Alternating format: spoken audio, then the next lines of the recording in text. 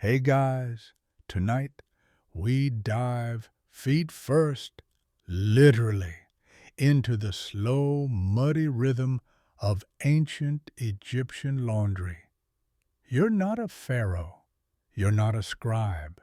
You're a regular, hard-working linen scrubber, and the Nile is your local laundromat. You wake up before Ra's golden disk has even peeked over the palm fronds.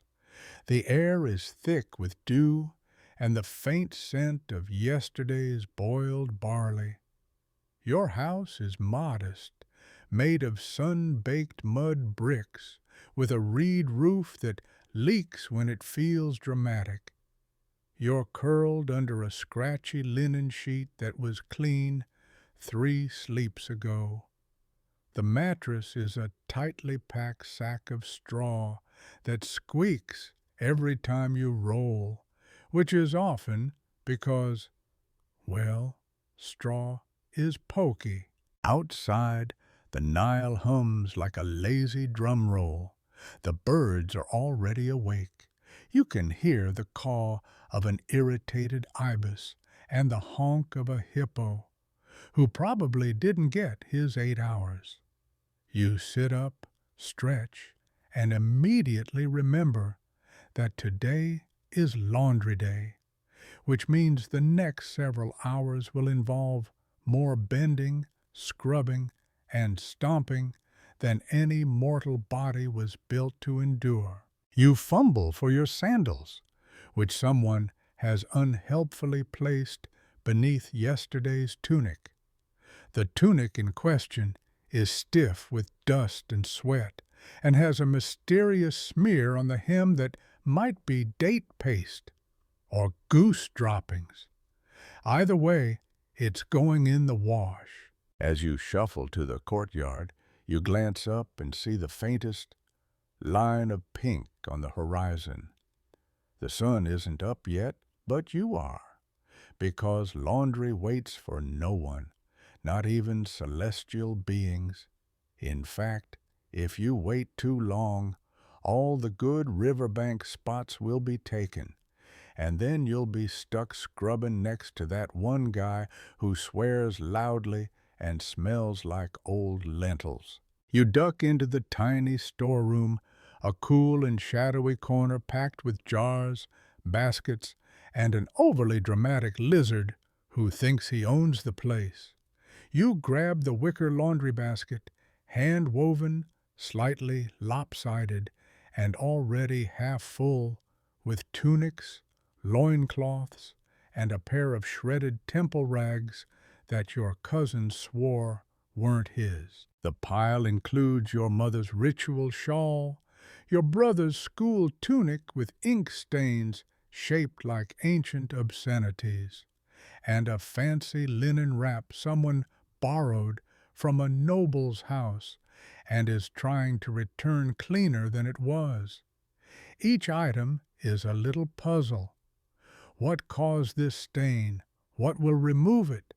And is it even worth the effort? You sigh and hoist the basket, already feeling the weight in your arms and the ache in your spine, pre-scheduled for mid-morning.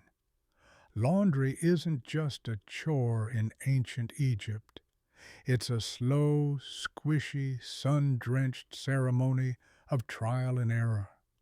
The elite may wear their sheer white linen like they're gliding through eternity, but someone has to clean the ketchup equivalent out of those robes. And that someone today is you. So, before you get comfortable, take a moment to like the video and subscribe, but only if you genuinely enjoy what I do here. Post your location and local time in the comments and let me know what sleepy story you want me to aim for in the next video. Now, dim the lights. Maybe turn on a fan for that soft background hum, and let's ease into tonight's journey together. You duck under the lintel and step out into the dawn-streaked alleyway. The streets are waking too, carts creaking, voices mumbling, goats judging. The air smells of damp earth and the ever-present undertone of fish and fermentation. As you trudge toward the river, basket on hip, a neighbor greets you with a yawn and an unsolicited critique of your posture. You grunt in return, focused more on the path ahead. Each step takes you closer to the water and further from the sweet fantasy that laundry could someday do itself. Historians still argue whether most Egyptians did their own washing or relied on professional launderers. There's evidence for both, but here in your little neighborhood, it's a community effort. Everyone pitches in, or at least pretends to. You pass the shrine at the alley's end, and not a quick thanks to the household god stationed there. Bess, the protector of home, and, incidentally, one of laundry's few advocates. Whether or not he actually blesses your wash day is up for debate, but you don't want to risk his bad side. The last time someone mocked Bess, they lost half their socks to river eels, allegedly. Down by the water, the river breathes steam into the early morning air. The banks are still mostly empty, just a few other early birds, mostly older women with arms like twisted rope and eyes sharp enough to spot a stain from 10 cubits away. You claim your usual flat rock near a shady tamarisk tree. It's got just enough surface to balance your basket and just enough elevation to avoid the Nile's more nosy amphibians. You take a deep breath. The laundry awaits, and somewhere you suspect a royal noble is putting on a freshly pressed robe and wondering vaguely where his clean clothes come from. Spoiler alert, it's here, it's you, and it's about to get messy. You drop the laundry basket with a sigh that rustles the tamarisk leaves. The fabric heap slumps forward, like it knows what's coming. One tunic in particular, a particularly stubborn tomato-colored piece, slithers halfway out like it's trying to make a run for it. No such luck, buddy. You're here for the full spa treatment. You kneel by the Nile's edge, your knees settling into the damp sand. The river is cool and gentle, sighing softly against the shore. You dip your fingers in, and it's like touching a secret, smooth, a little silty, and, let's be honest, probably full of hippo pee. But the Nile is the beating heart of Egypt, and for laundry purposes, it's your best friend. You reach for the first tunic, inspecting its wide armpit stains like a weary doctor. The linen is coarse, sun-bleached, and smattered with evidence of a very full week. Smudges of ochre, streaks of date syrup, and, oh yes, that omnipresent patch of mysterious beige. You dunk it into the water and begin the pre-wash soak. Here's where the elbow grease comes in. You roll up your sleeves. Well, metaphorically, your sleeves are the problem, and begin to work the fabric against the scrubbing stone. These rocks are hand-picked from riverbeds upstream, chosen for their just right grit. Too smooth, and nothing comes out. Too rough, and you end up with tunics that look like they lost a fight with a crocodile. You add a bit of silt, scooping it up from the river bottom with a cupped hand.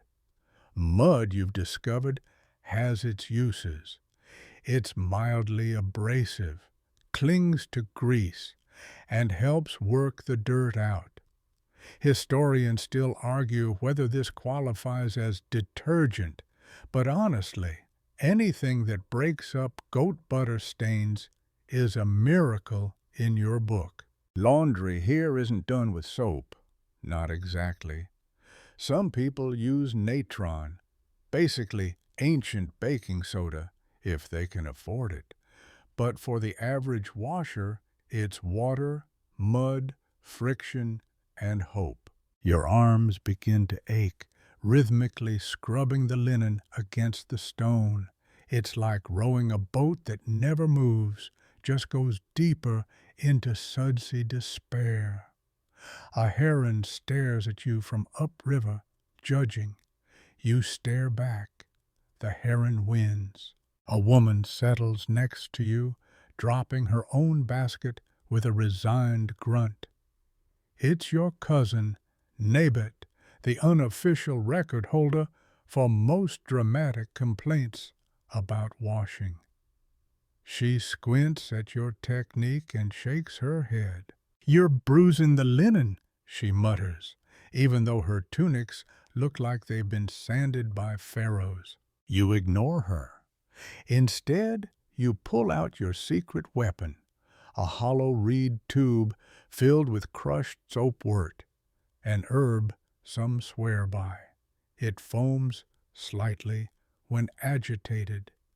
You squeeze a bit of the green mush into the water and work it into the tunic with practiced fingers.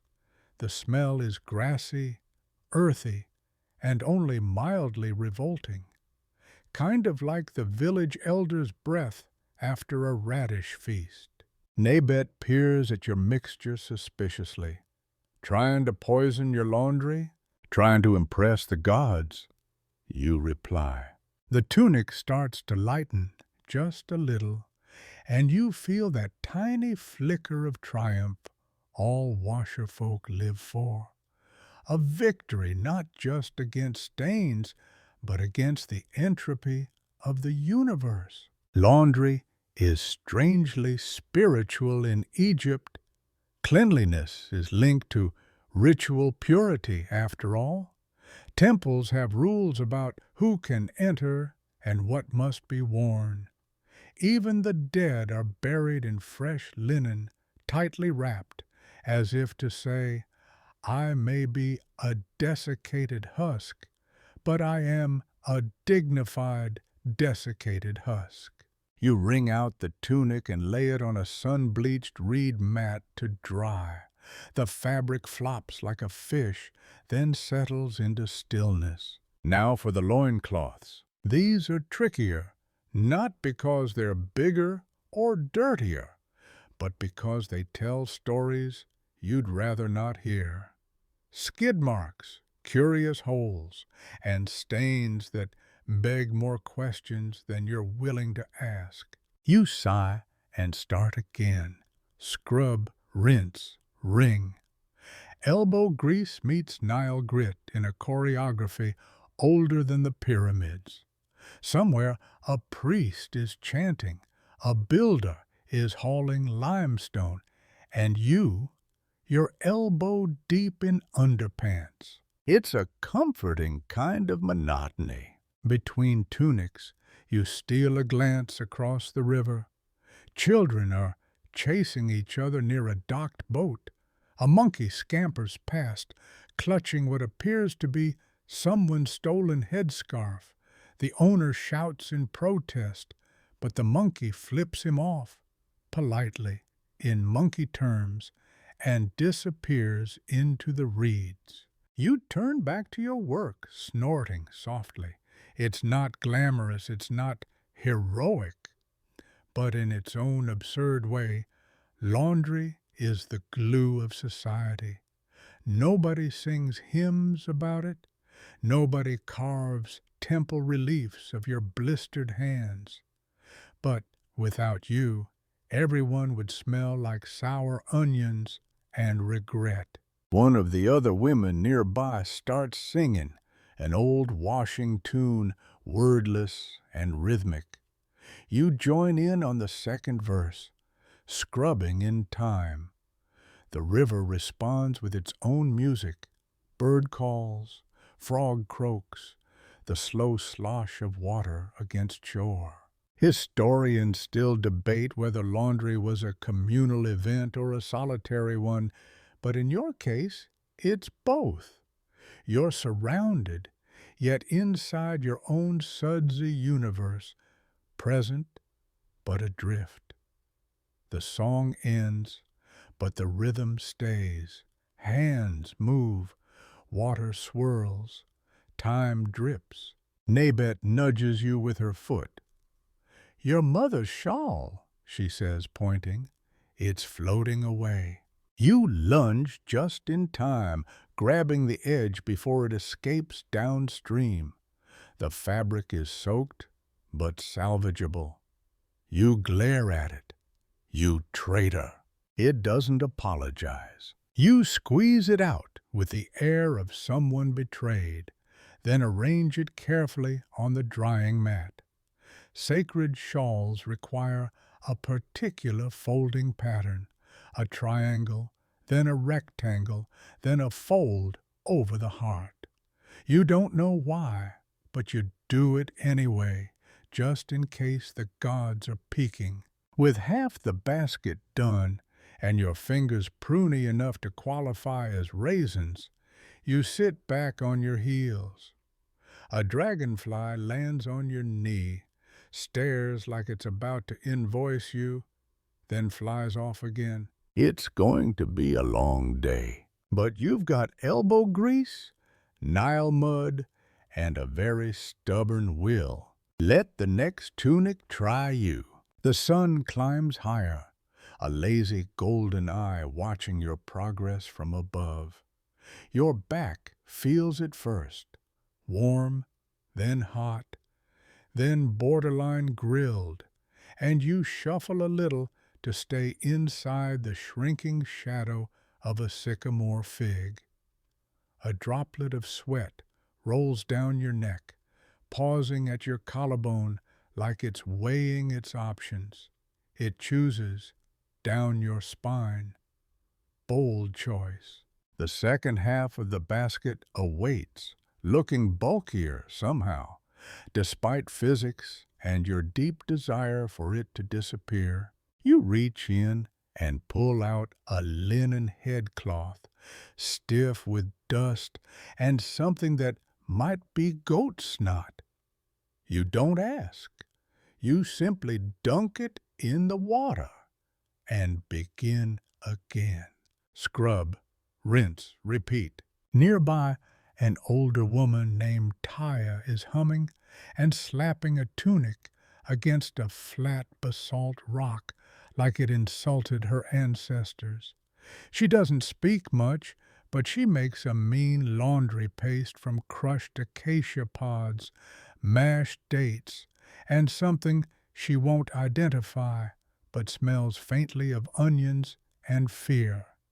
She nods at you, then gestures at her stone. You scoot closer, curious. She holds up a particularly stained cloth and begins her process.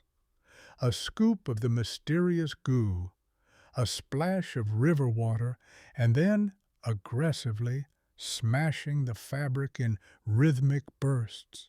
You lean in, sniff, and immediately regret it. Still, the stain lifts, slowly, stubbornly, but it does. You blink in admiration. "Trade secret," she says. You wonder aloud if pharaohs use anything better. She shrugs. "Pharaohs don't do laundry." A fair point. Historians still debate whether royal garments were actually washed or simply replaced. Some claim the finer linens were ritually burned after use. Others believe they were entrusted to an elite class of laundresses. Either way, no pharaoh ever crouched by the Nile, scraping mud off a kilt while a hippo watched disapprovingly. You are clearly not a pharaoh. You're halfway through a pillowcase stuffed with reeds, not goose down, and no, You don't want to know how long since it was washed last. When you hear the bell, it's a simple copper ringer tied to the village's laundry post, not for emergencies, unless a soap shortage qualifies, but more a gentle summoning, a call for the next water run. You groan, because laundry doesn't just mean washing, it means fetching water. Again, with practiced fingers, you tie off your work with a looped reed cord, securing the damp pile for drying, and hoist a clay jug onto your shoulder. The jug is heavy, misshapen, and probably older than you are. It sloshes with each step, and you wobble like a drunken ibis. The path to the water station winds past a pen of goats, who eyeball you like you're plotting something suspicious. One bleats dramatically as you pass. You're not convinced it's not personal. Reaching the reed-covered cistern, you lower the jug with a rope pulley and wait for the telltale glug as it fills. It's slow. Everything in ancient Egypt is slow. The building of temples, the flooding of the Nile, even the arguments. I respectfully disagree, Nebamun, but may I point out your hypothesis is camel dung. The jug fills. You hoist it. It sloshes again. You sigh again. You begin the return walk, jug balanced precariously on your shoulder. A child darts by with a reed flute, tootling out a disjointed tune that may or may not be a hymn to the goddess Hathor. You nod respectfully anyway, just in case. Back at the riverbank, you deposit the jug beside your station and kneel once more. Taya's gone now. Nabet is sunning herself like a contented turtle, her laundry done, her judgment unspoken but deeply felt. You pick up a long strip of linen and raise an eyebrow. It's part of a ceremonial garment, usually worn at funerals or festivals. It's been soiled with something, possibly incense ash, possibly lamb fat, possibly both. You pause for a moment, fingertips grazing the embroidered edge. There's a falcon stitched in red thread, wings outstretched. Horus, maybe, or a really optimistic pigeon. Washing ceremonial garments is risky. The colors can bleed, the threads can unravel, and heaven forbid you mess up the symbolism. Once, you accidentally inverted the eye of Ra on a shawl.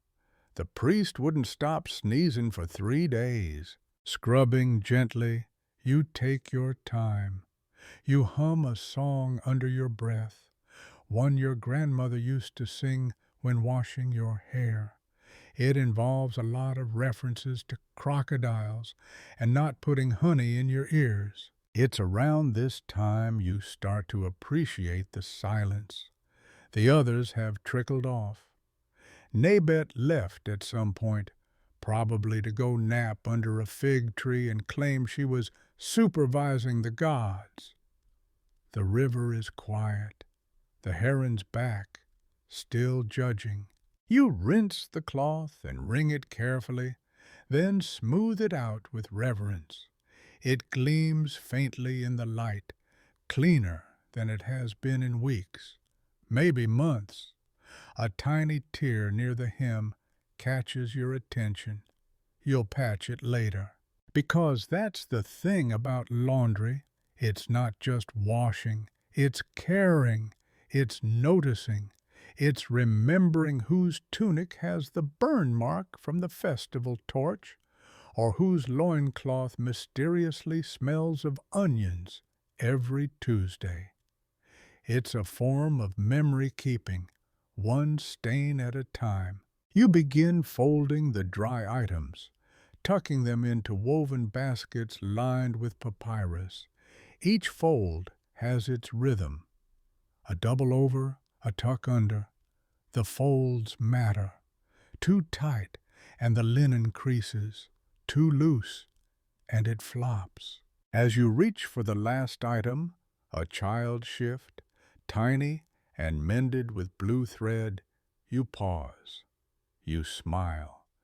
This one was dropped into the mud last week during a game of stickball. You remember the wails, the negotiations, the urgent promise. Please don't tell my mother. You didn't. You just washed it. And now it's clean, ready for more mud. You sit back, spine creaking like a reed boat. The sun is dipping lower, casting gold over the Nile. The heron finally flies off, bored or satisfied or both. Laundry's done for today. But tomorrow? New stains, new elbow grease, new mildly judgmental waterfowl. And you'll be back, basket in hand, reed mat in place, mud at the ready. You stretch out your legs on the patch of warm earth where your laundry station once stood, now cleared of its damp linens and questionable-smelling soap paste. Your back pops in two places, one reassuring, the other slightly alarming, and you glance toward the water, half expecting to see your vertebrae floating off like little lotus petals. But no. Just the usual, gliding ducks, a glint of catfish, and a boy in the distance being scolded by his grandmother for dunking his tunic upside down. A classic beginner's error. The linen you've just finished is drying on lines woven between forked sticks, each strand sagging a little under the weight of household mess and human effort. There's a quiet dignity to it all. Even the toddler-sized loincloths look somehow noble, flapping in the Nile breeze like the standards of a very chaotic army. You glance at a particularly sun-bleached tunic and shake your head. Linen in Egypt was famously light, airy, and white, at least when new. But maintaining that pearly sheen in a country where every other element is dust, that's a miracle only rivaled by turning water into beer. Which, incidentally, someone is attempting about 5 meters away. You rise, knees protesting, and wander over.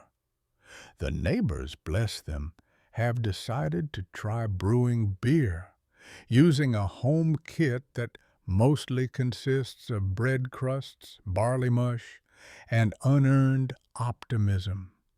You hover politely, nose crinkling at the sharp, sour smell of half-fermented grain.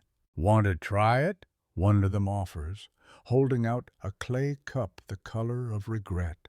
You decline, politely.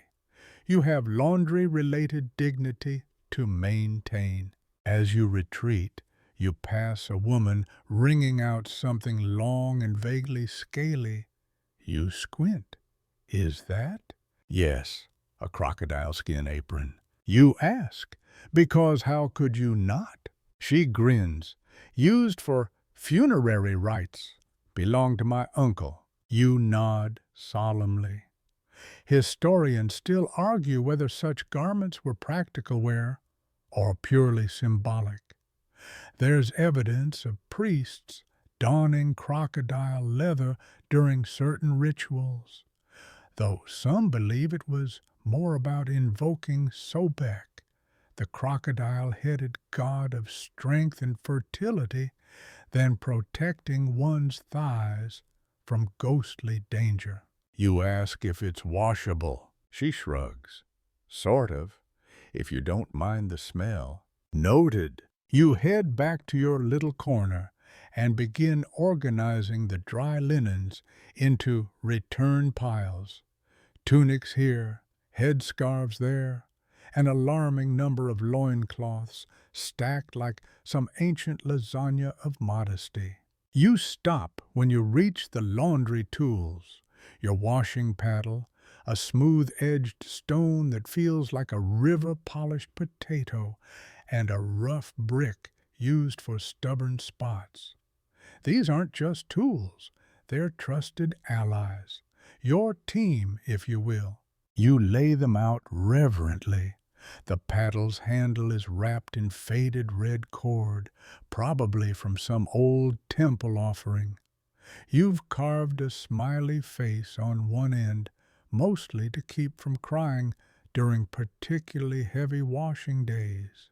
It's around this point that the laundry elders arrive.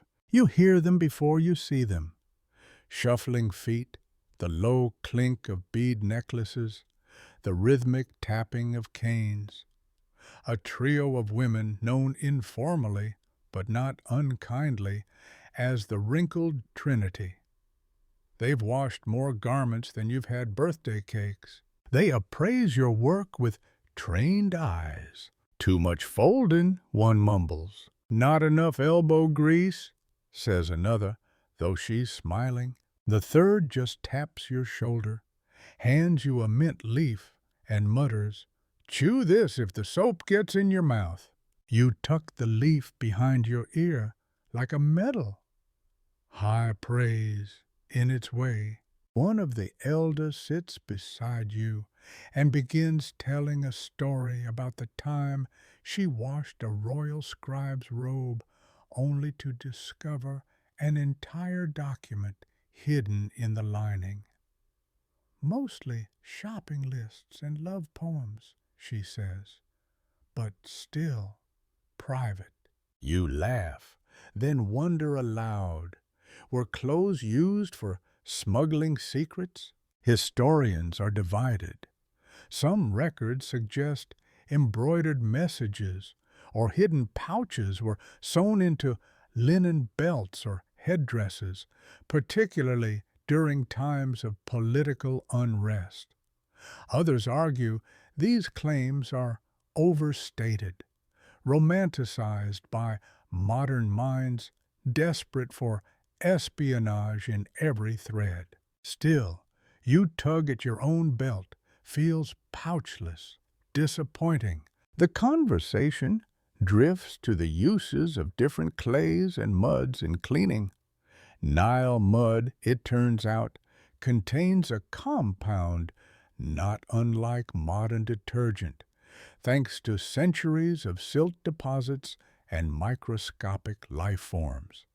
When mixed with soapwort or natron, the result is a foamy, mildly abrasive cleaner that smells faintly like old river dreams and papyrus lunch bags.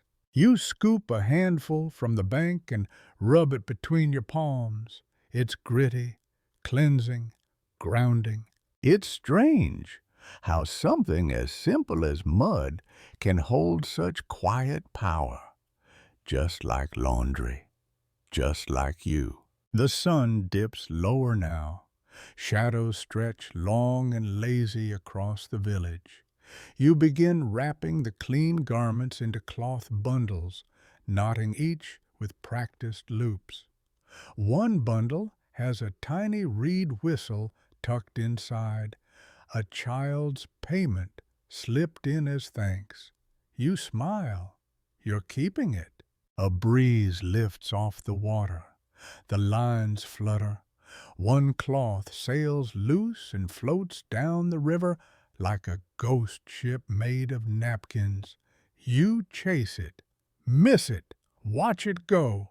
Taya appears beside you again, out of nowhere, holding a stick with a hook. She fishes the linen out with ease, like it's a carp on a line. You clap softly.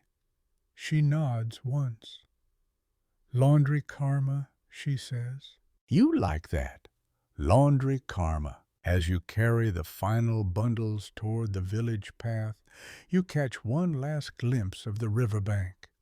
Wet footprints fading fast, suds like lazy clouds dissolving on the shore. Tomorrow, the stains will return, the dust will rise, And you'll be back with your paddle, your soap paste, and maybe a better mint leaf supply.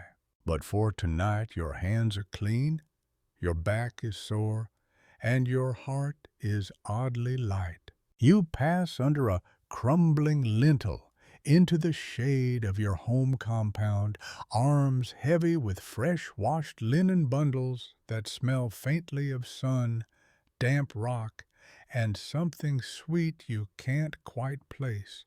Maybe lotus pollen, maybe fermented dreams. The courtyard is quiet. A single fly does a lazy figure-8 over a clay water jar. A dog snoozes beneath the papyrus awning, one ear twitching to a rhythm only he can hear. You set the bundles down with a soft grunt and flex your fingers, still pruny from rinsing. There's something undeniably satisfying about a pile of clean laundry. Not because it's done, oh no, it's never really done, but because in that moment you've tamed the world just a little. Dust defeated, stains subdued, chaos folded into symmetry. You grab a reed mat and plop down beside your basket of drying tools. It's time for your favorite part, mending. Not every linen can be saved. Some you quietly demote to rag status. Others, however, earn a second life. Patches, stitch work, a bit of creative weaving. One tunic has more patch than original fabric, which makes it practically royal by your standards. You begin sewing with a needle that's more fishbone than needle, threading with a twist of flax. Your stitches are uneven. You don't care. Nobody sleeps worse in a crooked hem. As you work, you hum a tune, one that's older than papyrus, older than your grandmother's knees, maybe even older than writing itself. The kind of song that seems designed not to be heard, just felt. This was always part of the laundry ritual, the sewing circle, the quiet conversations, the stories stitched into hems and whispered across shirt sleeves. Laundry time was community time. Your neighbor Anan wanders over with a ripped kilt and a hopeful smile. "Goat," he says by way of explanation. You nod solemnly. Goats are fashion critics. He hands you the kilt, already half-patched with a leaf-shaped motif that looks suspiciously like a fig. You get to work, tongue poking out the corner of your mouth. As you sew, Anan chats about the market. Who's selling what, which merchant has mysteriously vanished, and whether the new barley beer is better than the last one. It's not. He pauses suddenly. Do you think pharaohs ever had to patch their clothes? You blink. What a question. Historians still argue whether the elite wore their garments multiple times or treated linen like ancient Kleenex, use once and discard. Some evidence suggests royal laundry facilities did exist, staffed by teams who handled delicate fabrics and embroidered embellishments. But whether the pharaoh himself noticed a rip? Unlikely. I think they had people to patch their egos and their hems, you say. Anan snorts, a fine endorsement. You finish mending his kilt and hand it back with a little flourish. He bows dramatically, which is tricky while holding a chicken. Where did that chicken come from? You don't ask. The afternoon heat deepens. Cicadas buzz like nature's broken harp. You retreat to the edge of the shade, where the breeze can still reach your ankles, and pick up another piece, a shawl embroidered with tiny palm trees. You remember this one? It belongs to the village midwife.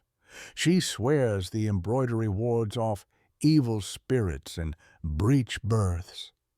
You once saw her spit on a beetle and call it a curse lifter. You don't question midwives. The shawl has a tear along the edge. You patch it with a scrap of sky-colored linen, deliberately mismatched. It looks like a river ribbon winding through a desert. You like that. Nobody said laundry couldn't be poetic. Just as you knot the final thread, you hear rustling. A procession is passing by. Mourners, most likely, heading toward the necropolis. You stand instinctively, watching them shuffle past with solemn expressions and baskets of offerings. Among them, a young boy carries folded cloth, funerary linen, you guess, destined to wrap a body for its journey to the afterlife. There's something humbling about that. You think of all the fabrics you've washed, all the robes and wraps and sashes, and how many of them might one day be buried, burned, or reborn as something else.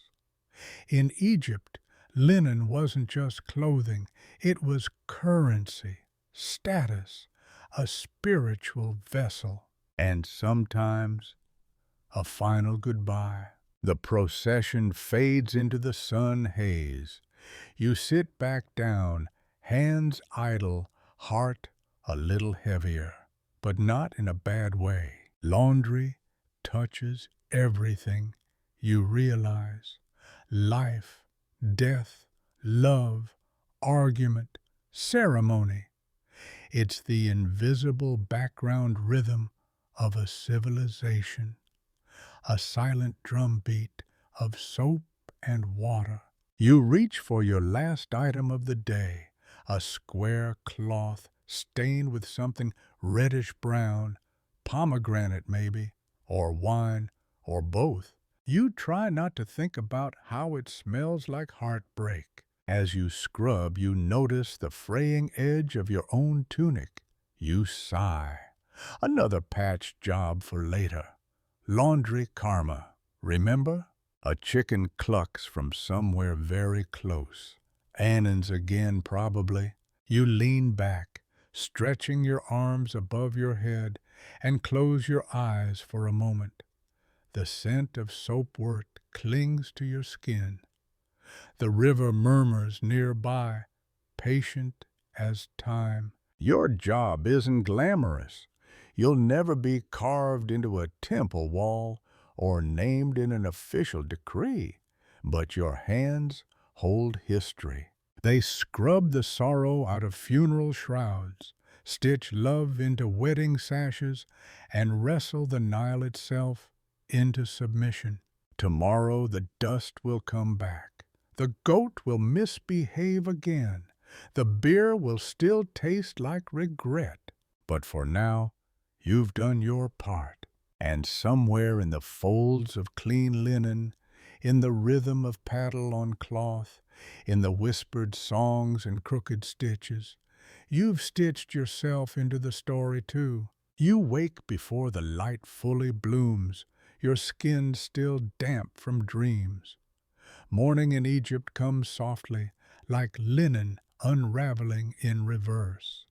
You stretch your arms, joints creaking like the hinges of a grain silo, and shuffle barefoot out into the courtyard. A donkey brays somewhere nearby, rude but not incorrect. It is time to get going. Your basket of yesterday's laundry sits beneath the awning, the cloth now dry and stiff with desert air. You start to fold, shaking out each item with a crisp snap that makes your fingers buzz. The act is soothing. Fold, stack, fold again. It's your silent reply to chaos. You drape a finished tunic over your arm and sigh contentedly.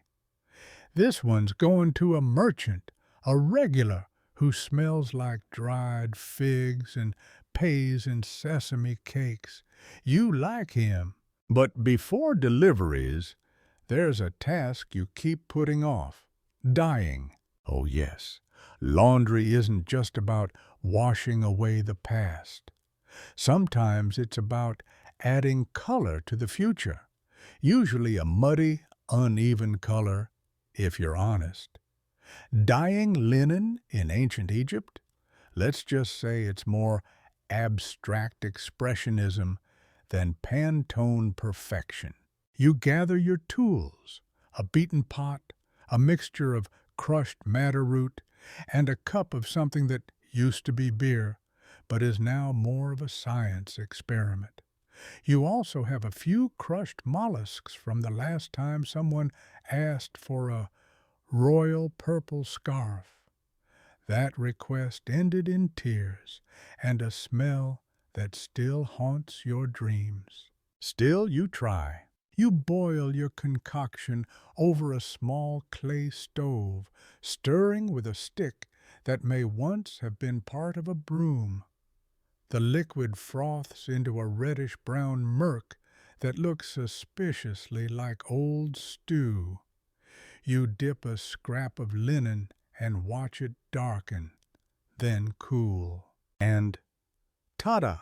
It's brown, very brown, slightly orange if you squint. You chuckle, royal russet, you declare to no one, and hang it up to dry. Historians still argue whether ancient Egyptians wore vividly dyed clothing, or mostly stuck with the natural beige of unbleached flax. While there's some evidence of colored linens, particularly among elites, pigments were pricey and tended to fade quickly in the relentless sun. But that doesn't stop people from trying. Your neighbor's daughter appears with a hopeful smile and a bundle of linens she wants sky blue. You nod solemnly. There is no sky blue, not really, but you mix a slurry of ground lapis dust, milk, and a prayer, and give it a go. The cloth emerges a faint, grayish mystery. You shrug. She'll tell people it's storm cloud blue. You'll nod along. Color, like sleep, is relative. While the dye dries, you get to work preparing soapwort. Yes, again, there's no pause button on laundry, only rinse and repeat. Literally. You crush the fresh leaves and roots with a round stone, adding a few drops of honey for scent, and maybe just a touch of superstition. Soapwort was your grandmother's go-to remedy for everything from greasy tunics to spiritual funk.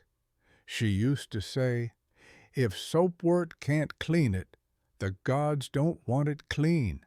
You believe her. A customer arrives, a young woman with a headscarf and a look of mild panic. She's spilled wine on her mother-in-law's favorite tunic. You don't ask questions. You simply reach for your tools and begin. You soak the fabric gently, murmuring to it like it's a wounded pet.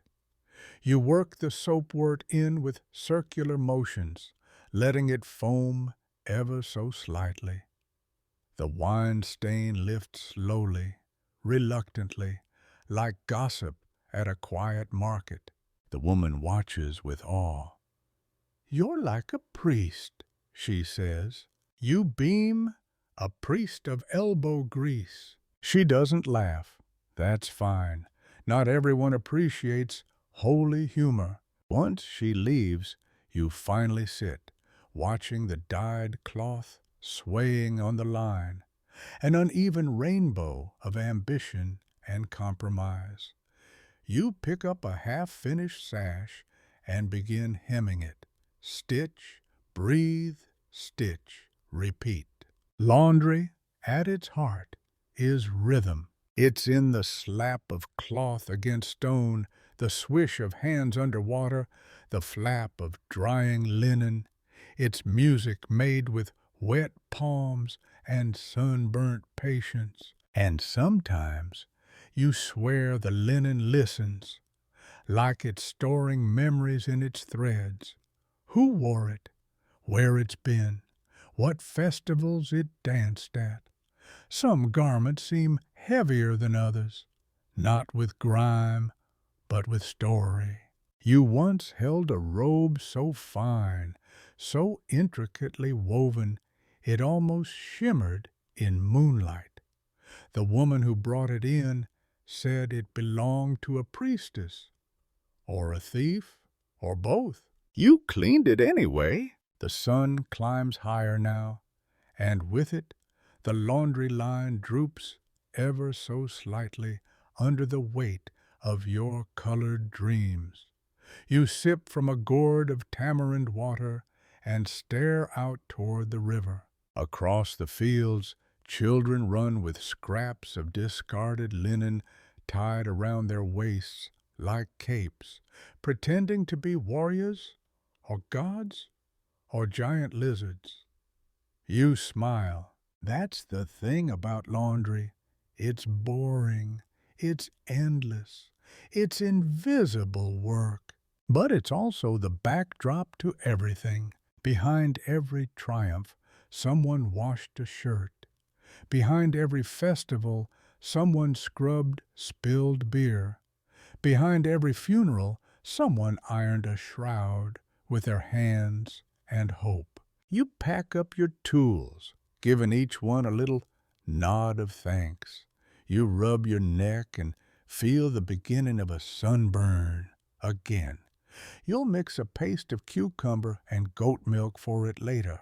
Egyptian aloe, if you will. And just as you're about to step inside, a gust of wind knocks one of your dyed cloths off the line.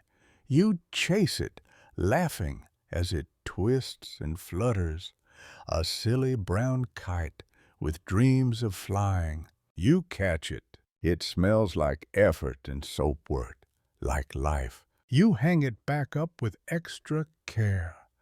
There, perfectly imperfect. By the time you return to the house, the air is thick with heat, and your arms carry the subtle ache of a full morning's labor. You pause at the threshold, brushing a bit of soapwort off your tunic. Inside, a bowl of lentil stew simmers quietly. It's not much, but it's warm, and more importantly, it's yours. You settle down cross-legged, dipping a piece of barley bread into the stew and chewing slowly. Around you, the hum of the household winds down. Even the flies seem too hot to buzz. But you're not done for the day. Laundry, as you've discovered, is a multi-phase process. You've scrubbed, dyed, and dried. But now comes the most delicate art of all, mending. You rummage through a woven basket where the torn and tattered lie in patient wait. The cloth here ranges from soft to suspicious, and your needle is more of a well-intentioned prodder than a precision instrument. You pull out a tunic with a long vertical tear, probably caught on a cart axle or maybe a goat with an attitude. You don't ask questions. You just get to work. You thread your needle with practiced fingers. The flax thread is uneven, harvested from a plant your cousin insists was blessed by Bastet, though it's just as prone to tangling as the rest. You begin to stitch, making each movement small and deliberate, like writing tiny hieroglyphs only the cloth will ever read. The stitch pattern you use is called a whip stitch, not because it's painful, but because it wraps around the edges like a coiled rope. It's sturdy, subtle, and just a little elegant, much like yourself on good days. Historians still argue whether ancient Egyptian mending was mostly done by women, professional laundresses, or household staff. Records show it likely varied based on class and region. You personally believe whoever had the most patience got the job, usually you. The air smells faintly of cumin and river clay as you bend over your work. The afternoon is quiet, too quiet, until a neighbor's rooster shrieks with the intensity of a cat who stepped on a beetle. You glance up. It's standing on a basket of folded laundry, your laundry, like it just declared war. You lunge at it with your sewing cushion, not to harm, just to startle. The rooster flaps off indignantly, feathers trailing behind like regrets. You sigh and restack the laundry, checking each piece for stray talons or insulted chicken dander. Your dog, if you had one, would have chased the bird away, but you don't. Pets and laundry don't mix well, not in this climate. Not unless you're one of those noble types who hires someone just to brush cat hair off their temple robes. Still, you talk to your laundry like it's alive. There, he didn't mean it. You're still the cleanest thing on this street. You go back to mending. This time, a ceremonial sash with an intricate border, worn at some minor harvest ritual that required dancing and possibly mild public embarrassment. The embroidery is sun-faded but still beautiful, tiny lotus petals stitched in alternating colors. You're tempted to add a little something, maybe a surprise symbol for luck, tucked inside the hem. Why not? Laundry, after all, is part of the sacred and the silly. It witnesses everything: the tunic worn to a wedding, the linen shroud used for a funeral, the loincloth someone wore when they fell into a public fountain. Each stitch you place feels like a tether to someone else's story. You remember when you once tried to make your own tunic from scratch. Grew the flax, soaked it until it stank worse than fermented onions, pounded it, spun it, and wove it on a creaky frame loom you borrowed from your aunt. The finished product looked like it had survived a sandstorm, but you wore it anyway, out of pride and poor judgment. Your cousin still calls it your potato sack era. You still call it bespoke. Today, you prefer mending to weaving. It's less drama, more problem solving, and sometimes, if you're lucky, you come across a piece that tells a secret, like the corner of a scarf where someone has sewn in a tiny bead, not for fashion, but for memory. Maybe it was given to them by a lover, or a child, or stolen from a rival, just for fun. Laundry knows things. Laundry remembers. You place the finished sash in your ready basket. It's filling up now, a mosaic of cloth that smells like sunshine and effort. You'll deliver most of it at dusk, when the shadows are long and the streets feel cooler under your sandals. Before that, though, there's time for one more thing: starching. Yes, starching, a truly boring miracle of ancient domesticity. You mix a paste of wheat flour and cool water, stirring until it thickens to a custard-like sludge. You dip a hem into it, then pull it taut across a reed mat to dry. The result?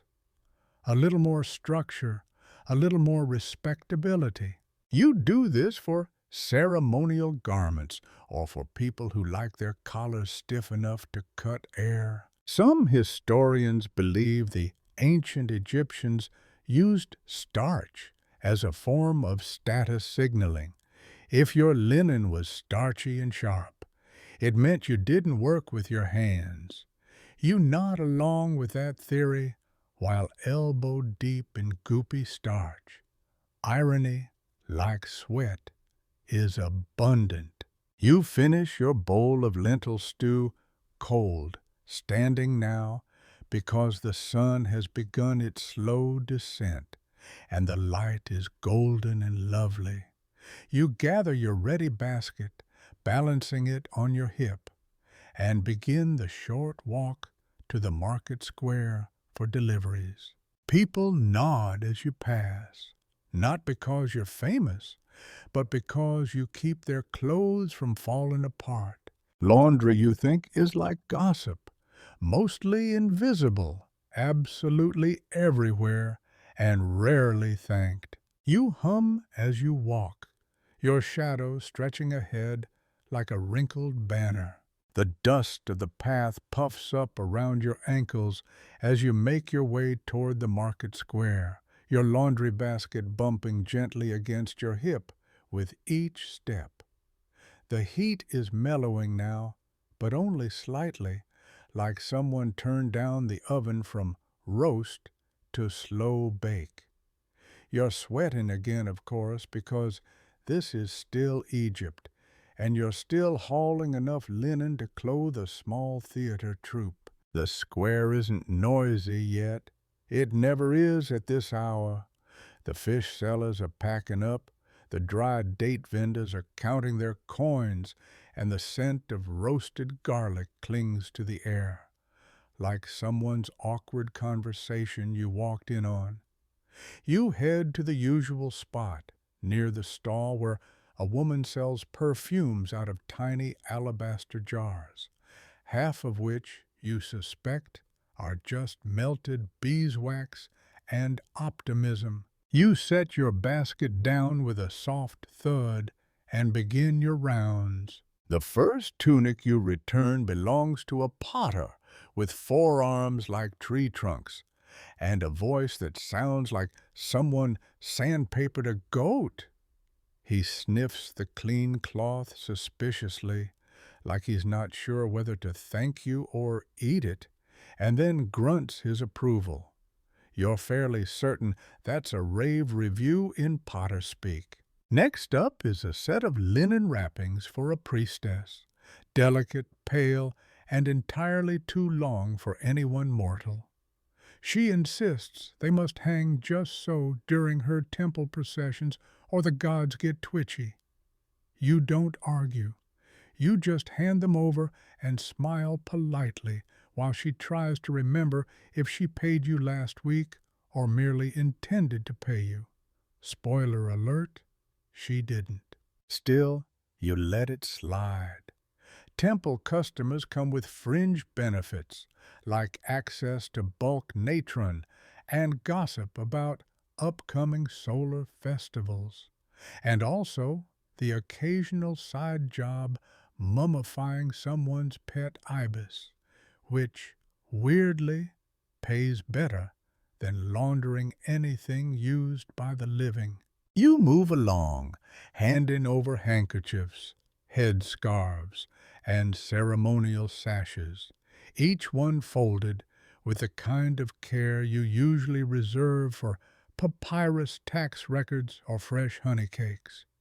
Every delivery sparks a small human moment, a nod, a thank you, a shared complaint about how fast clothes seem to get dirty when children or politicians are involved. Historians still debate whether market squares in ancient Egypt functioned primarily as economic hubs or informal social spaces.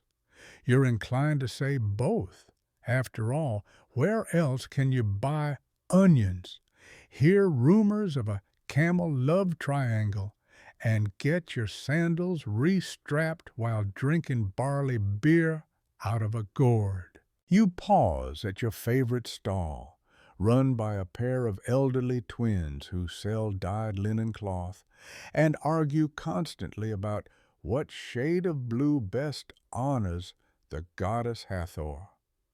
Today, they're fighting over whether turquoise is an abomination or a revelation. You chime in with "Let the goddess decide," which makes one of them cackle and the other squint at you like you've just betrayed all of Egypt. You hand them their laundered bolt of sky blue linen, and in return, one of the sisters slips you a tiny scrap of uncut fabric. "For your own tunic," she says. "You still wearin' that thing?" She gestures vaguely in the direction of your garment, as if it personally offends her. You promise you'll sew something respectable soon, even though deep down you kinda love your threadbare look. It says, "I'm practical, but I also might be mistaken for a wandering mystic." Your basket empties slowly, and by the time the last item, a pair of child-sized trousers embroidered with beetles, has been collected, the sun is hanging low on the horizon, lazily throwing gold across the stone buildings. A breeze picks up, merciful and cool, and it rustles the drying reeds nearby with a papery whisper. Now you begin the best part of your day, laundry gossip hour. You sit on a low stool under the awning of the dye shop, sipping a cup of hibiscus tea someone left unattended, and hoping they won't ask for it back. Around you, a few other tradespeople gather, potters, bakers, weavers, all winding down, all itching to swap mildly scandalous tidbits that won't cause a riot but might raise an eyebrow. Someone claims the scribe's apprentice has been spotted sneaking into the undertaker's hut after sundown. Someone else insists the high priest's new sandals are cursed because they squeak like frogs. You contribute your own gem, that a certain noblewoman has started requesting starch only on the inside of her gowns, for reasons you cannot begin to imagine but fully support. Historians often overlook this part of ancient life, the little things, the tiny absurdities that never made it into temple carvings or official scrolls. But this, right here, is what keeps the linen soft and the world spinning. Harmless chatter, shared air, and a collective agreement that nobody will ever truly understand the upper classes. You finish your tea, or whoever's tea it was, and stand a stretch. Your back cracks like dry papyrus, and you make a sound that might be a yawn or a small declaration of surrender. Time to go home. The square is dimming now, people packing up, cats slinking along the walls like they own the place. Which, to be fair, they kinda do. As you walk back through the streets, you admire how clean everyone looks, for now. In a day or two, their tunics will be back in your basket, and the whole cycle will begin again. There's something oddly satisfying about that, a rhythm to it, like laundry has its own quiet heartbeat. And it's not just about stains and stitches, it's about continuity. You're part of something older than pyramids and less flashy than gold. You keep people wrapped, comforted, clothed, and if their collars also smell faintly of Nile reeds and elbow grease, so be it. You reach your home, your shoulders heavy, but your mind calm. The sun has finally dipped below the horizon, leaving behind that soft twilight that makes even laundry lines look poetic. Tomorrow, there'll be more to wash, more to mend, more to starch and fold and deliver with a half smile and an internal sigh. But tonight, the city is quiet, and your linen-stained fingers are at peace. The sky shifts into indigo as you step into your courtyard, and the faint orange glow of the hearth reflects gently off the worn limestone walls. The air is cooler now, cooler being relative, of course, but enough to ease the grip of the day's labor from your skin. You kick off your sandals with a quiet groan, dust trailing behind them like tiny ghosts of your market journey. Inside, the house smells of roasted lentils and last week's incense, a combination that shouldn't work, but somehow does. You pass the low table where your evening meal waits, bread that's already gone slightly stiff and a bowl of figs that, judging by their softness, may try to ferment themselves before you can eat them. But first, there's laundry to prep. See, your work doesn't end when the sun dips low. This is when the real magic happens, the kind done in shadows and quiet corners.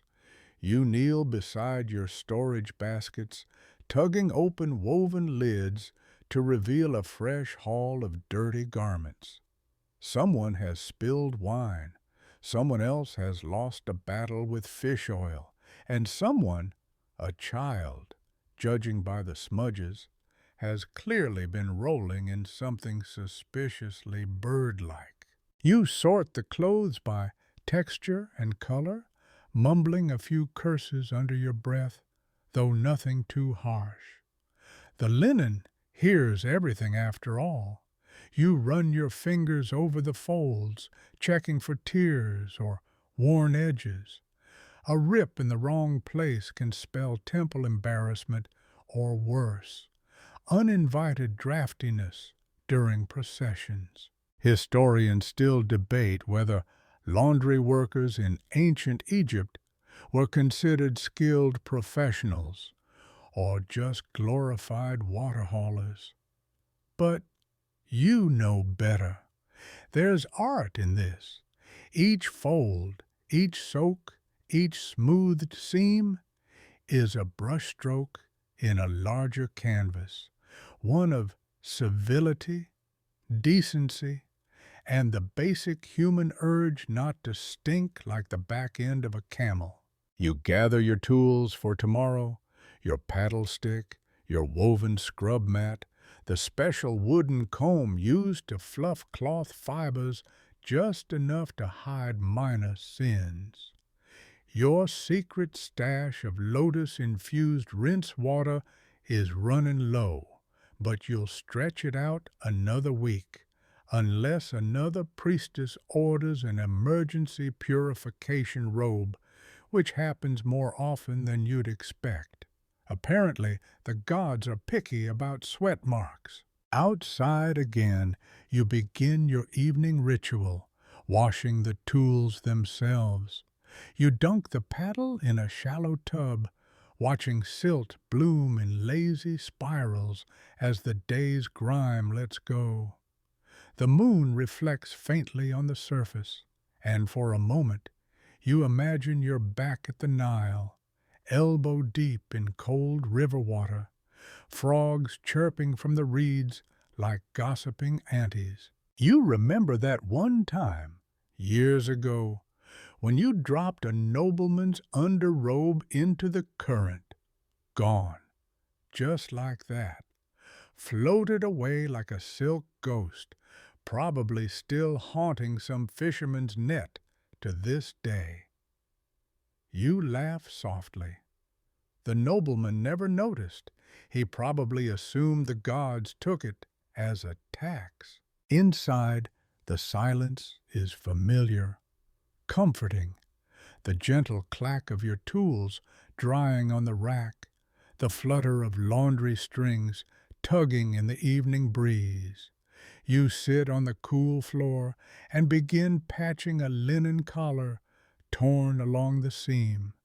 The needle glides in and out, steady and rhythmic, like a lullaby for your fingers. There's something hypnotic about this part.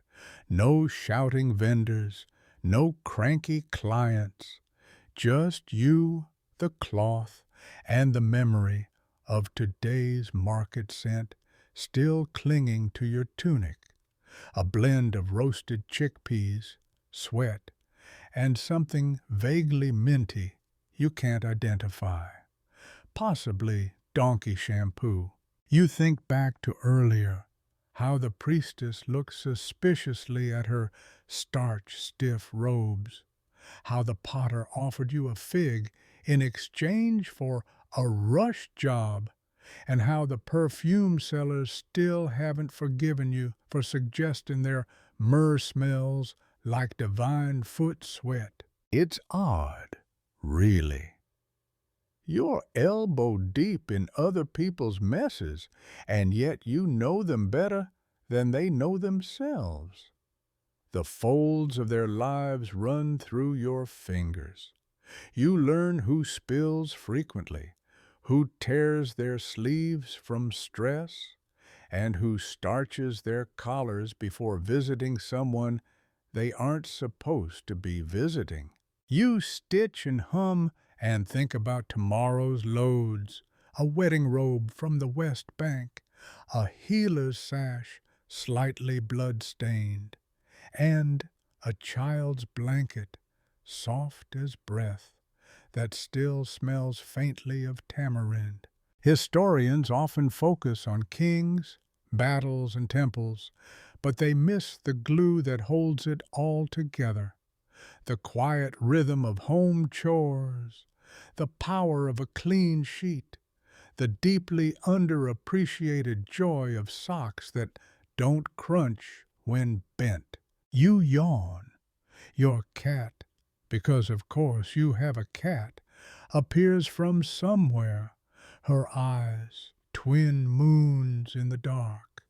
She flops beside you with a groan of ancient disinterest and licks her paw as if to say, "You're late." You tell her about your day because cats are excellent listeners and terrible critics. She blinks once, then sneezes into the basket of mended cloth. Honestly, you should charge her rent. As you lay out tomorrow's garments in neat, hopeful piles, you wonder how many others in your city are doing the same right now.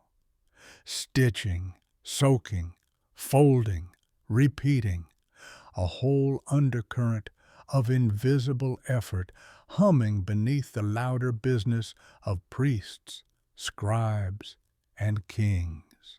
Your fingers slow, the moon climbs higher, and you breathe deep the scent of linen, river, and a life stitched together one stubborn thread at a time. The moon hovers like a polished silver bowl as you rise early. Too early, some might argue, but the laundry won't wash itself, and the Nile waits for no one. You shuffle into your work tunic, still faintly damp from yesterday's rinse, and collect your bundles. Today's haul is ambitious. Ceremonial shawls, everyday loincloths, the high priest's festooned overskirt, and something ominously labeled emergency curtain from House of Scribes. You don't ask questions. Not anymore. You balance the baskets on your shoulders with practiced ease and head toward the riverbank, accompanied by a chorus of distant roosters and one particularly dramatic ibis shrieking like it's being denied an Oscar. The city is still half asleep, just the way you like it. There's a certain kind of peace in the half-light, when even the gods haven't had their coffee yet.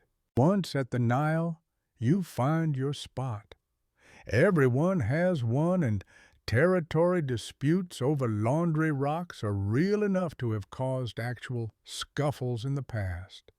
Yours is near a bend in the reeds, shaded just enough to keep the sun from baking your neck into leather. You settle in, set down your baskets, and begin the gentle ritual of river wake scrubbing. Now, despite modern romanticism, ancient Egyptian laundry was not just dunking cloth in river water and whispering a hymn. It was physical, it was methodical, and yes, it required elbow grease. You start with the paddle stick, a wooden tool lovingly worn smooth over years of service. The process goes like this. Soak the garment, lay it over a flat stone or woven mat, and smack it like it just insulted your mother.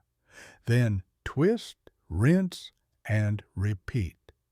If you're lucky, a passing crocodile will give you a respectful nod. That means you're doing it right. But your secret weapon isn't brute force. It's Nile mud. Mixed with a touch of natron, it forms a gentle abrasive that lifts oils, wine, and mystery blotches without tearing the precious linen. Historians still argue whether this mixture was originally used for laundry or corpse preparation, which honestly tracks. It works equally well on stubborn stains and stubborn ancestors. As you work, a neighbor joins you, Tia, who smells perpetually of coriander and has opinions about everyone's technique. She tells you you're scrubbing too hard. You tell her she's rinsing like she's afraid of water.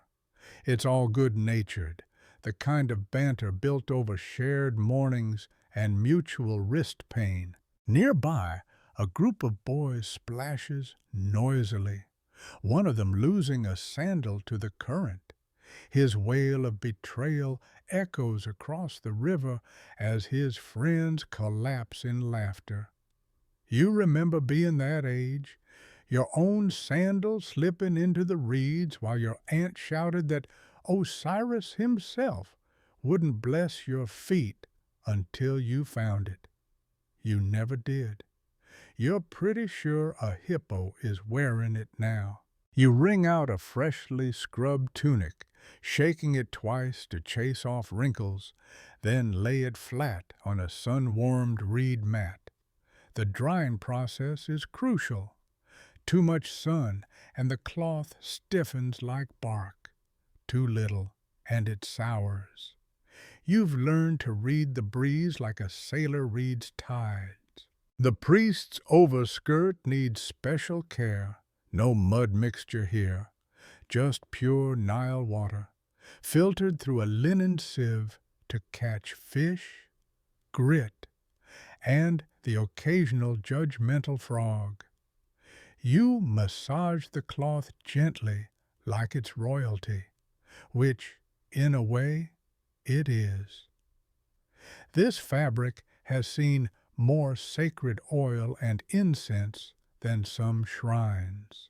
You glance upriver and spot another washer, a lanky man from the North Bank who always pretends not to see you.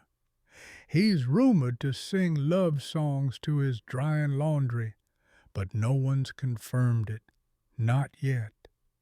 You consider waving, but settle instead for smugly displaying your pristine drying line. Let him draw his own conclusions. As the sun climbs higher, the river becomes more crowded.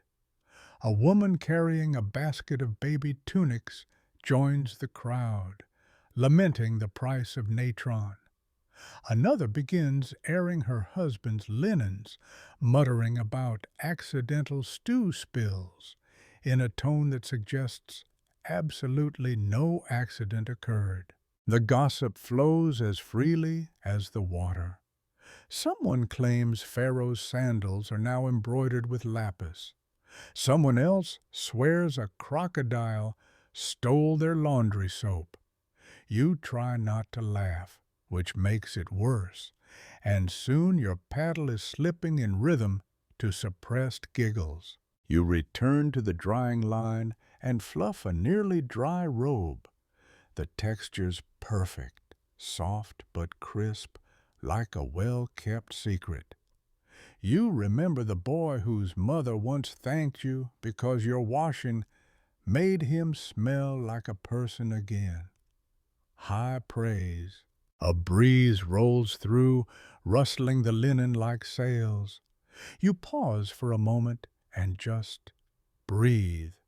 The scent is familiar. Sun-warmed cloth, fresh river, a trace of natron. It's the smell of effort and ritual and ordinary miracles. Scholars may write volumes about pyramids and hieroglyphs, but very few of them bother to mention that even the mighty must occasionally contend with pit stains. And who scrubs those stains?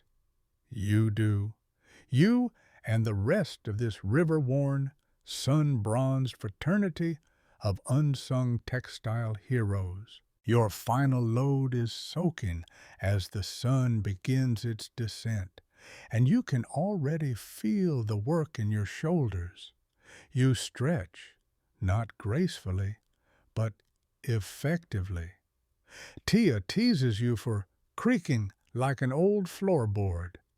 You retaliate by pointing out she's got soap on her eyebrow. As the breeze cools and the shadows grow long, you gather your baskets. The linen is folded, the paddle is rinsed, and the river has claimed exactly one sock and a button today. Not a bad record. On the walk home, your feet kick up little puffs of dust with each step. The clean garments sway in their baskets like sleepy dancers.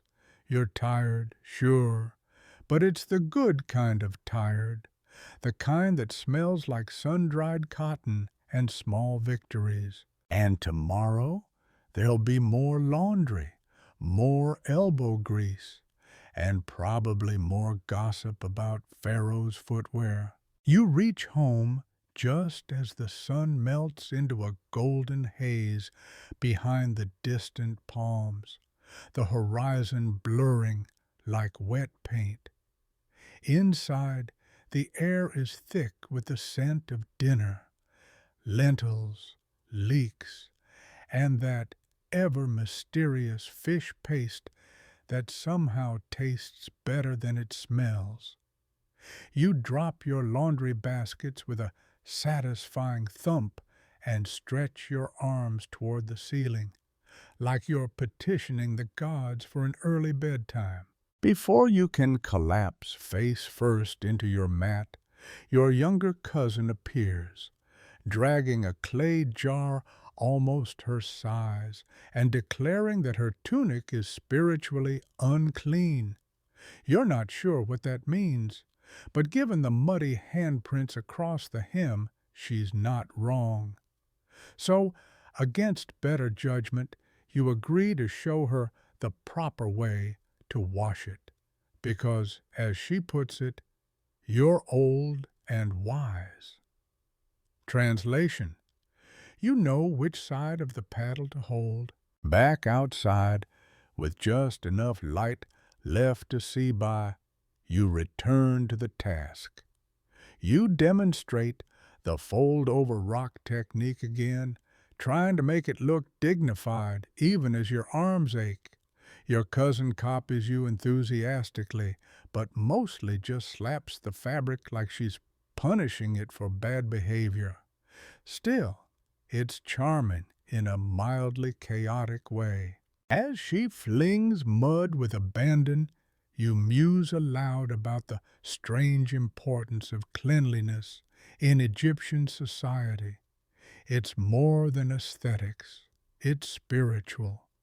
To be clean is to be closer to the gods. Temples require purified garments. Rituals demand spotless robes.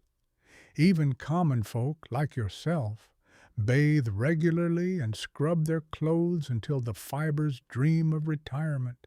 Historians still argue whether this obsession stemmed more from religious practice or environmental necessity. After all, life along the Nile is beautiful, but also sticky, sweaty, and full of bugs. And if you're wrapped in linen from collar to calf, any breeze is a small mercy, and any stain a potential scandal. You rinse the tunic with precision and explain the value of sun curing to your cousin. She asks if the sun can also bless it, which is adorable and exactly the kind of logic that makes you wonder why she's not in charge of the priesthood already. You don't say that out loud. You just nod wisely and make the most ceremonial gesture you can muster with sore wrists. Eventually, you coax her back indoors, promising her tunic will be ready by morning. As she skips away, humming a tune that might be a hymn or might just be about bread, you realize something peculiar. Laundry isn't just a chore. It's a form of continuity. You cleaned your father's linens. He cleaned his father's. And one day, someone will be scrubbing yours, grumbling about how much starch you used. Inside, with the baskets emptied and the last garments folded, you finally settle onto your mat. The quiet is almost suspicious. No splashing, no ibis complaints, no high priest demanding stain removal from a crocodile-induced incident.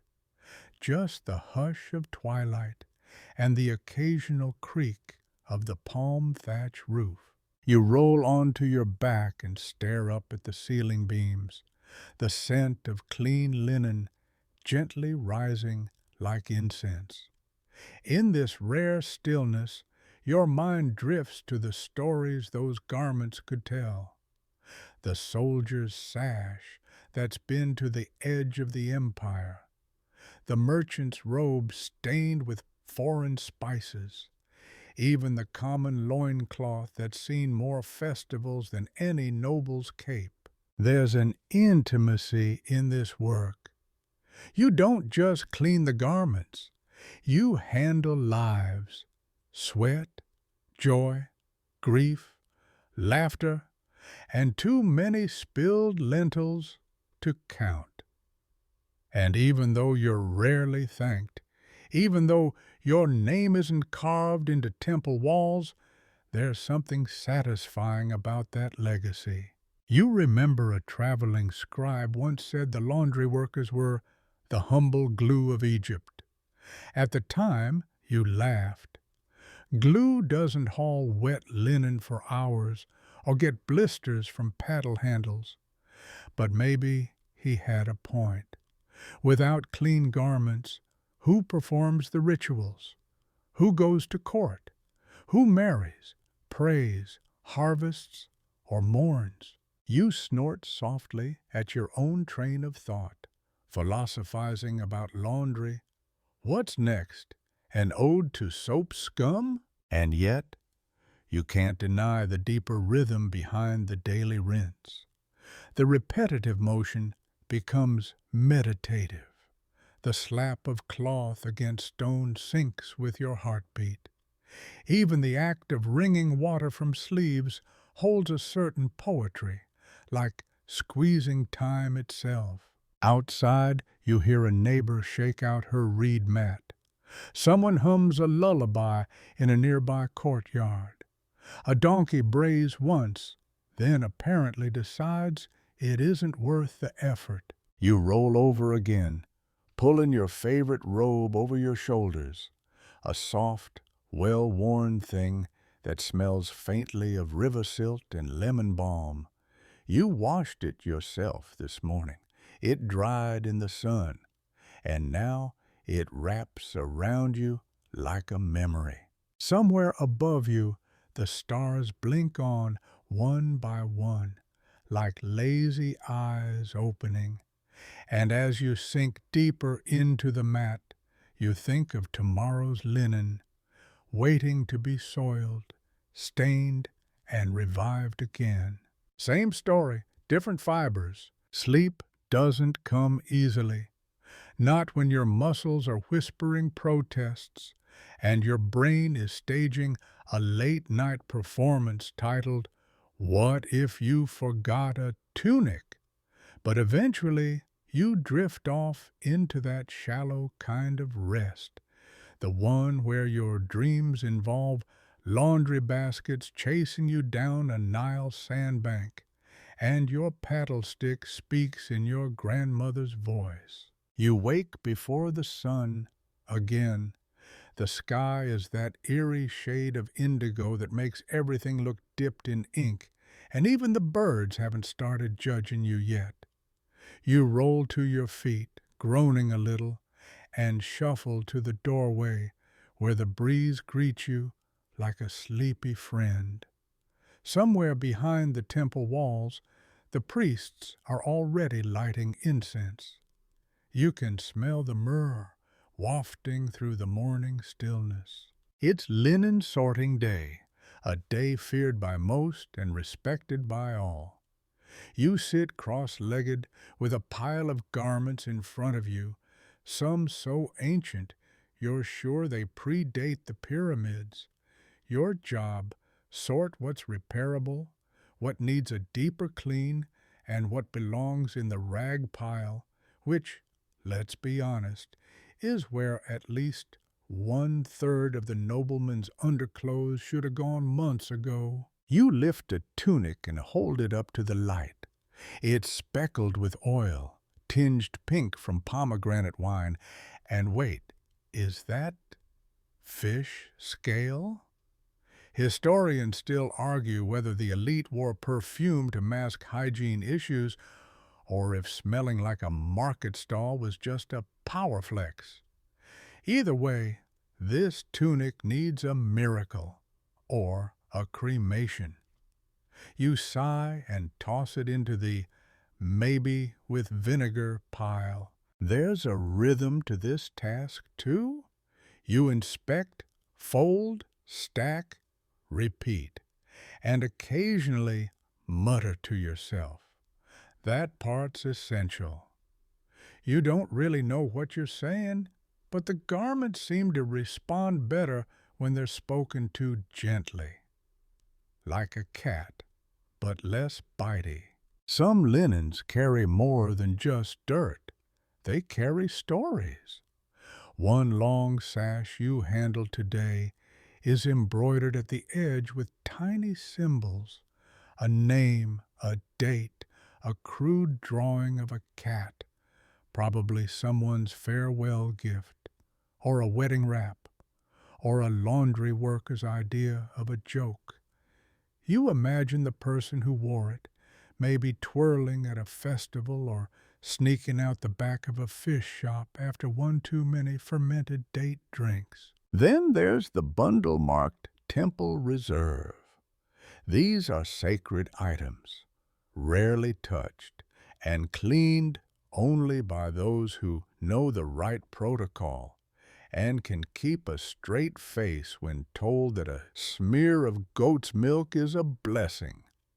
You handle them carefully, fingers just brushing the linen like it might shatter if you press too hard. As you fold each piece, you place them into woven reed baskets lined with leaves. It's a little trick you learned from your aunt. Keeps the cloth fresh and less prone to absorbing the smell of, say, donkey sweat from nearby passers-by. You're not saying Pharaoh's robes ever smelled like donkey, but you're also not saying it. Tia shows up again halfway through the morning, holding a garment like it personally betrayed her. "What is this stain?" she demands, shoving it toward your face. You lean in, squinting. Could be date juice, could be sin. She doesn't laugh, but she does drop it into your lap, which means she forgives you. Probably. The two of you sit sorting in companionable silence. Well, mostly silent. There's the usual groaning, stretching, and dramatic sighs when faced with yet another ceremonial sash that smells like it's been through 3 lifetimes and a flood. You glance at the rag pile, now a small mountain. Tia's looking at it too. "We could start a new trade," she muses. "Designer dust cloths, temple blessed." You nod solemnly. Only the finest lint from Osiris's personal curtains. There's a kind of joy in the absurdity of it all. You find a curious piece, small, square, unusually bright in color. A child's wrap, maybe. It's embroidered with a crude sun and what looks like a very round cat. You hand it to Tia without a word. She smiles and places it gently in a separate basket. Some things are too full of memory to throw out. As the midday sun begins to announce its presence by roasting the courtyard tiles, you finally stretch your legs. Your back makes a sound like someone snapping a dry reed. You ignore it. Professional hazard. Stacked and sorted, the baskets form a tidy little village around you. You feel accomplished. Maybe not victorious, but you've definitely won today's battle in the ongoing war against linen entropy. The next task, mending. You retrieve your small sewing kit, bone needles, dyed thread, a few beeswaxed cords. You sit near the doorway where the light is best and begin stitching. Tiny tears in armpits, frayed edges, a ceremonial cloak with a hole that suspiciously resembles a goat bite. You don't ask. Sewing gives you time to think, and time to notice how even the smallest repair feels like a kindness. You're not just patching holes, you're giving things another chance. And in a world where most people barely own more than 2 tunics, that matters. You pause to shake out your wrists, realizing you've been hunched for over an hour. Tia has long since gone, mumbling about garlic stew and overdue naps. The street outside hums with the low energy of siesta hour. Even the birds have stopped bothering. You look over your work. Stacks of clean folded linen, a few ragged survivors awaiting patching. A breeze flutters the hem of a drying robe like it's waving approval. And somewhere in the distance, a kid shouts in glee. Probably found that missing sandal from last week. The sun shifts, the shadows stretch, and still you sit, needle in hand, mending lives one stitch at a time. By now, the sun has begun its lazy slide toward the western horizon, and you're elbow deep in mending what can only be described as pharaoh-grade undergarments. The embroidery alone tells you someone very important sweated profusely in this. It's always the fancy ones that tear in the most inconvenient places. You ease the last stitch into place with the kind of satisfaction normally reserved for finishing a long bath or a hot meal. Speaking of meals, your stomach grumbles, a hollow reminder that you've survived another full shift without anything more than a palmful of dried figs and water that tasted vaguely like clay.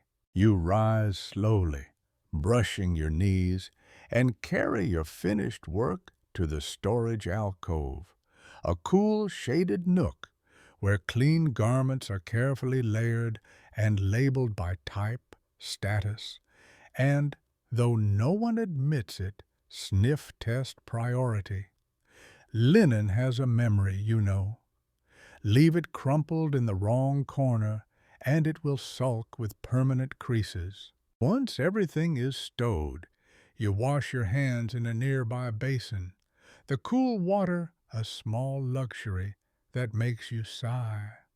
You splash your face, too, ignoring the droplets that trail down your neck like lazy snails. The reflection in the water isn't flattering, but it's honest. Tired eyes, sun-marked skin, a smudge of something near your eyebrow that you don't remember encountering. You pause on the stoop and breathe deeply. The courtyard smells like baked clay and rosemary. A neighbor is pounding herbs, the rhythm steady and hypnotic. Across the way, someone's goat lets out a groan that sounds suspiciously like a judgmental uncle. As the shadows lengthen, you head down the narrow lane that leads to the riverbank, where most of your neighborhood's laundry workers gather this time of day, not to work, just to exist. It's an unspoken ritual, watching the Nile reflect the changing sky while talking about nothing and everything. Tia's already there, sitting with her legs dangling off a worn sandstone ledge. She waves you over with a bread crust in hand. You sit beside her, grateful for the company and the breeze. A pair of children chase each other nearby, screaming about some invisible demon. You're 85% sure they're just playing. The other 15% is cautious optimism. You both fall into a lazy conversation, mostly about things that don't matter. How many frogs you've seen lately, whether the neighbor's cat is possessed, or just deeply sarcastic if linen reacts to jealousy. Historians still argue whether communal riverbank gatherings like this served a real economic function or were just cleverly disguised gossip festivals. Honestly, you don't care. They feel sacred. Tia asks if you're going to the full moon market this month. You shrug. Depends on how many tunics explode before then. She laughs and offers you the last bite of her bread. You decline, but she hands it over anyway. You nibble it, chewing slowly while staring at the water that glimmers like old bronze. As the sun dips lower, temple bells chime in the distance. Not a call to prayer, just a reminder that time is still moving, in case you forgot, which you had, briefly. A boy with a reed flute walks past, playing a melody so off-key that even the frogs pause. But it's earnest and somehow beautiful. He nods at you both. You nod back. It's the kind of exchange that requires no words and promises no follow-up. You notice an elderly woman a few stones down the ledge, gently slapping a piece of cloth against a flat rock. You wince automatically. Too much force, not enough rinse water. But then you realize she's not washing. She's performing a ritual cleansing for an ancestral rap, her movement slow and reverent. You lean forward slightly, watching her in silence. That rap, you suspect, is older than both of you combined. The way she touches it, like it holds the ghost of a lullaby, you feel something catch in your chest. Linen is never just linen, not here. It's inheritance, armor, a record of breath and bone and ceremony. The sun is nearly gone now, replaced by the first hint of stars pricking the indigo sky. Someone lights a lantern a few houses away, then another. The golden dots form a constellation of their own, stitched like embroidery into the village's night skin. You and Tia don't say much on the walk back. No need. Your feet know the path, your hearts share the rhythm.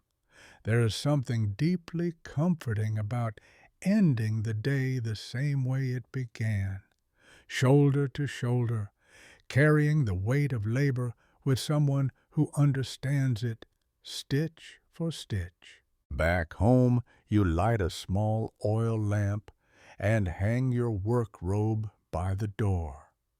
You glance around your modest space, the woven mat, the small basket of scraps you keep for practice stitches, the corner where a cat sometimes sneaks into sleep despite not belonging to you. You sit, you breathe, you pick up your last task of the day, a small linen square meant for a child's sling. It's not official temple work, just a favor. You thread the needle, the motion automatic by now. But this time you choose golden thread, a tiny indulgence. You hum as you stitch, the air hums back, and in that shared silence you feel, perhaps for the first time today truly clean. The linen square glows softly in the lamplight, its golden thread catching tiny glimmers with each flick of your wrist. Your stitches are slow now, not because you're tired, though you are, but because you're savoring the quiet. That special hush that settles after the fires have gone out and the temple gongs have stopped announcing other people's problems. You tie off the final knot and run your thumb over the seam. It's smooth. You smile to yourself. Not bad for something stitched between yawns. You fold it gently and tuck it into a pouch by the door. Tomorrow you'll leave it at the market for the woman with the quiet eyes and the toddler who seems to live exclusively on honey and defiance. Your room is warm but not stifling. Outside, the occasional shuffle of sandals on packed earth echoes like whispers. Someone sneezes 2 houses down. A donkey brays in the distance as if trying to file a formal complaint about bedtime. You stretch, your back popping like a papyrus scroll that's been rolled too tightly. Tomorrow, you'll have to deal with that mystery stain on the temple priest's ceremonial sash, the one that smells suspiciously like date wine and guilt. But not tonight. Tonight, you're going to rest. You reach for the water jar and sip, the clay cool against your lips. It's not Nile fresh, but it doesn't have a mosquito in it, so you count that as a small win. You place the jar down and glance toward your sleeping mat. The woven reeds look unusually inviting, which is a bit tragic, considering they're usually only slightly more comfortable than lying on a bag of dried lentils. You settle in, the lamp still flickering beside you. You're not quite ready to snuff it out. Instead, you let your thoughts drift. You remember, oddly, a story your aunt used to tell about a crocodile spirit that could judge the cleanliness of your soul just by sniffing your laundry pile. If it smelled like shame and unwashed tunics, it would drag you into the river by your ankle. You'd laughed as a child, but now you kind of wish it were true. Might be the only way certain customers learn to pre-soak their linens. Historians still argue whether household myths like that crocodile sniffer were actual religious beliefs or just lazy parenting tools. Either way, they stuck. You think about that a lot, how stories are like stray threads. They catch on things. They weave through generations until no one remembers who spun them first. Speaking of stories, you shift your thoughts to the land itself. Egypt, in all her dusty, glorious stubbornness, the Nile rolls on like she owns the place. Which, let's face it, she does. Everything depends on her. The crops, the trade, the gossip, even your laundry. You may scrub with mud and sweat, but the rinse always belongs to the river. You once saw a papyrus scroll at the back of a scribe's booth, half unraveled. It listed every item required for preparing linen for burial. The list was ridiculous. Oils, resins, protective amulets, prayers at specific washing intervals, like someone thought the afterlife came with a dress code and a spot check. But what stayed with you was the final line, written in a different hand.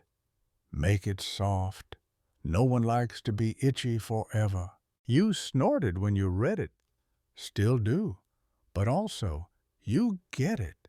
There's something deeply human about that, about wanting the dead to be comfortable, about recognizing that a good piece of fabric can mean peace in this world or the next. A breeze stirs the reed curtain. You watch it flutter, a faint hush trailing in behind it. The scent of the river lingers in the air, muddy, floral, and oddly reassuring. It wraps around you like an old friend. You blow out the lamp. Darkness settles, warm and thick, but not oppressive, just whole. As your eyes adjust, you spot the faint outline of tomorrow's tasks. The laundry basket by the door, the folded lists tucked under a bowl, the extra piece of linen you've been meaning to bleach under the full moon. It can all wait. You close your eyes, but your mind, traitorous thing, still wanders. You picture what your life would be if you were born into another household, a scribe's daughter. Maybe. Your handwriting is decent. A brewer's niece? Possibly, though you have no tolerance for barley jokes. A priestess? Doubtful. You talk in your sleep and fidget during chants. But here, in this small room smelling of soap root and sleep, you are the keeper of linen, the fixer of tears, the remover of stains both divine and deeply suspicious. And in your own quiet way, you keep the gods presentable. Outside, someone begins singing a lullaby. You recognize the tune, an old hymn, reworded by generations of tired mothers. The melody dances through the air, swaying like a flame that's in no hurry to go out. You roll onto your side, one arm tucked beneath the mat, the other draped lazily over your midsection. You yawn, not the dainty kind, the wide-mouthed, jaw-cracking, possibly a snore-will-escape kind. And just before you drift, you think, if anyone asks, laundry isn't a chore. It's a spell. One stitch at a time, morning comes, not in a dramatic blaze of celestial trumpets, but with the gentle grumble of a donkey and the clinking of amphorae. You stretch beneath your linen shawl, bones creaking like old wood. Outside, the world hums to life. Inside, your day begins with the usual questions. What needs soaking? What needs beating? And who is going to pretend their tunic was already like that before the wine stain appeared? You pad across the room and open the shutter just wide enough to let the Nile breeze snake in. It's still early, just that pre-dawn gray where everything looks like it's been dipped in clay. You squint at your washing basin, half full. Yesterday's water is still good enough for the first round. Your laundry pile awaits, a slow mountain of shame and silk. There's a priest's wrap with mysterious red smudges, pomegranate, blood, pomegranate, and blood. A merchant's dust-caked travel robes, and one luxurious sash that reeks of lotus oil and bad decisions. You start with the basics, tunics and skirts, the ones made from coarser weave that can handle a little rough love. You lug the pile to your stomping stone, flat worn smooth by 1,000-foot squashes. It's half in, half out of the shade, which means your right shoulder will definitely burn a little before breakfast. The water in the clay tub is cold. You dunk the first tunic and begin the rhythm. Lift, beat, twist, rinse. Your arms move automatically like the tide, while your brain wanders, because of course it does. It's hard not to daydream when your toes are wet and your hands smell like crushed soap root and Nile mud. Historians still argue whether women in your line of work were seen as low-status laborers or valuable artisans. You'd argue the answer is both, depending on how clean the linen turned out and whether the temple priests were feeling generous that week. You hum a little tune, something about a jackal and a bar of salt.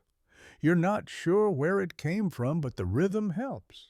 Even the donkeys seem to appreciate it. As the sun climbs, your neighbor calls over the fence. A grizzled woman with a voice like broken pottery and opinions about everything. She asks if you've seen her cat. You tell her no, but you're pretty sure it was sleeping in the dye vat yesterday. She grunts, unconcerned. That cat's been indigo 3 times and seems to prefer it. You return to the next piece, an apprentice scribe shirt with ink stains that look suspiciously like hieroglyphs gone rogue. You scrub, but the blue-black lines remain faint ghosts in the weave. You sigh. Maybe you'll tell him it's a good omen, Osiris's beard or something. The sun is sharp now. You pause to sip from your water jar and shade your face with one hand. You look out toward the Nile. It's busier now, boats drifting lazily upstream, fishermen shouting in that uniquely Egyptian way that makes even good morning sound like an accusation. You haul the next item into the basin, this one delicate, A musician's scarf, dyed with real safflower and definitely not meant for aggressive scrubbing. You switch tactics, gentle dabbing, light twisting, like you're handling a scroll from the king's tomb. Your fingers ache, but you handle it with the same care you'd use on a child's first blanket. Because here's the thing, laundry isn't just laundry. It's memory. It's identity. It's someone's wedding robe, someone's mourning cloth, someone's festival dress that smelled like incense and spilled beer. You're not just a washer. You're a keeper of threads. You glance at the sky. Nearly noon. You're halfway through the pile. A good day. Your shoulders ache in that satisfying, I've earned my nap later kind of way. A boy appears at the edge of your courtyard, holding up a crumpled tunic like a peace offering. You know him, son of the butcher, always polite, always stained with things no one should describe. He hands it to you with an apologetic smile. You hold it up to the light. There's something brown, green, and it smells faintly of fish. You nod gravely, as if performing a sacred duty. He beams and scampers off. Later, you'll need to boil that one, twice, maybe with a curse removal chant, just in case. You hang the clean garments on the line, wooden clips biting into damp fabric. They flutter like sails, catching the breeze and casting pale shadows on the ground. It's strangely beautiful, like prayer flags waving over a temple of toil. You take a moment to stand there arms crossed, watching them dance. You've done good work. Your fingers are wrinkled and your spine is threatening a mutiny, but the cloths are clean, and the smell, earthy, herbal, with a hint of river, is one you'll never tire of. You return to your workbench and check the soap root stash. Low, of course. You make a mental note to barter with the herb vendor tomorrow. You'll offer a patch of good linen and a handful of stories. She always accepts stories. And as the day stretches on, and the linen dries, and the cats finally emerge from wherever they were judging you from, you sit in the shade, bowl of lentils in hand, and marvel, just for a moment, at the absurd dignity of it all. You, the humble laundress, mud on your calves, soap under your nails, stains in your dreams, and yet you hold a power no priest can deny, the power to make clean what was once unmentionable, to take the chaos of sweat and ceremony, wine and war, and render it crisp, folded, and ready for tomorrow. You lean back, eyes half-lidded, listening to the Nile and the wind and the soft flapping of fabric overhead. And you smile,